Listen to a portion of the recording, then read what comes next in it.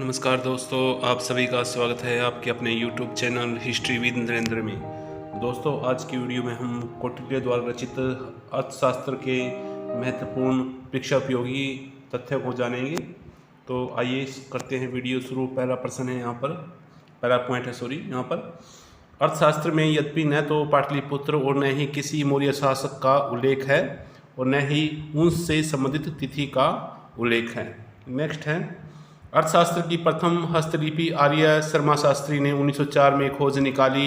Doctor Shastri ने इस पुस्तक का अनुवाद किया।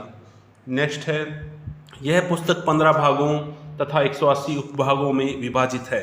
इसमें 6000 श्लोक हैं। यह गद्य और पद्य दोनों शैली में लिखी है, जिसे आमतौर पर महाभारत शैली कहा जाता है। इसकी भाषा संस्कृत है। नेक्स्ट, इस ग्रंथ में उल्लेख है कि यह कृति उस लेखक के द्वारा लिखित है जो उस भूमि को धारण करता है जिस पर नंद शासकों का आधिपत्य है। नेक्स्ट पॉइंट है यहाँ पर, पॉइंट नंबर 5। ऐसा माना जाता है कि कौटिल्य के अर्थशास्त्र का संकलन अंतिम रूप से 3वीं सदी में जाकर हुआ, इसलिए संपूर्ण रूप से यह मौर्य काल के इतिहास का अध्ययन स्रोत नहीं माना जा सकता। किंतु यह भी सत्य है कि इसके प्रारंभिक अंश चंद्रगुप्त मौर्य के समय लिखे गए। यद्यपि कालांतर में इसका दोबारा लेखन तथा संपादन भी संभावित है। पॉइंट नंबर 6 है, अशोक के अभिलेखों, मैगस्थनीज के विवरण तथा अर्थशास्त्र में प्रयुक्त शब्दावली में कुछ समानता भी दिखती है। इससे अनुमान लगाया जा सकता है कि इस ग्रंथ का एक बड़ा भाग मौर्य काल में ही संकलित हुआ। नेक्स्ट पॉइंट है, पॉइंट नंबर 7। इस पुस्तक का महत्व इस बात में है कि इसने तत्कालिक आर्थिक और राजनीतिक विचारधाराओं का बेहतर विश्लेषण प्रस्तुत किया। कौटिल्य के अर्थशास्त्र में जिस राज्य का निरूपण है वह विशाल चक्रवर्ती राज्य न होकर छोटा सा राज्य है, अर्थात वह एक ऐसे युग को सूचित करता है जब भारत में छोटे छोटे राज्य थे। नेक्स्ट पॉइंट है, अर्थशास्त्र में दास्तां नामक अध्याय में शूद्रों को आर्य कहा गया है।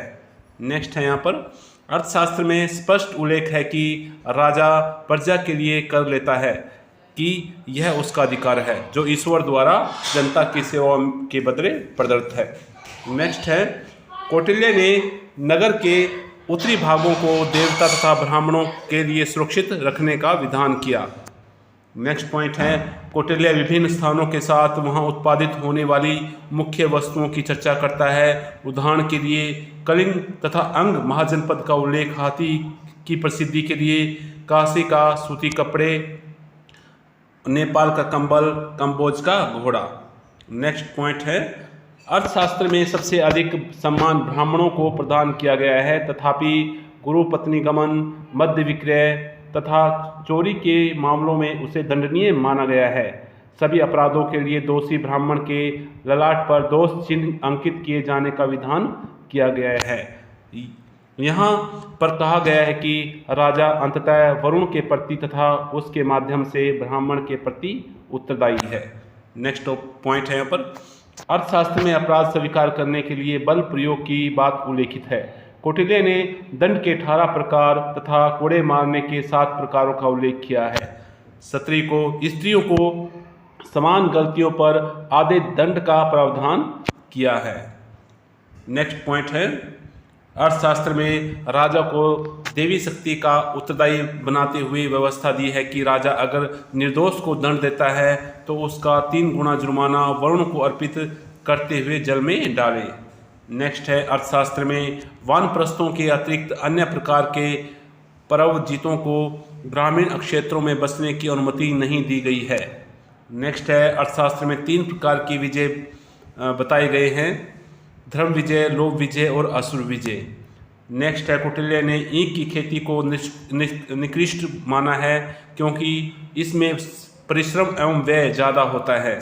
अंतिम पॉइंट है, अर्थशास्त्र में अनेक ऐसे देशों का नाम आया है जिनसे उस समय परिचय नहीं था, जैसे चीन, नेपाल, बहलिक, कपीसा, वनायु। आगे भी पॉइंट दिया हुआ है। पॉइंट नंबर 19, अर्थशास्त्र के अनुसार राज्य द्वारा बस्तियां बसाने की प्रक्रिया जनपद निवेश कहलाती थी।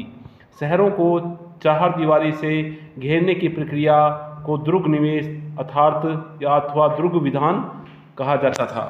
नेक्स्ट है पतंजलि में कौटिल्य का कोई उल्लेख नहीं किया है।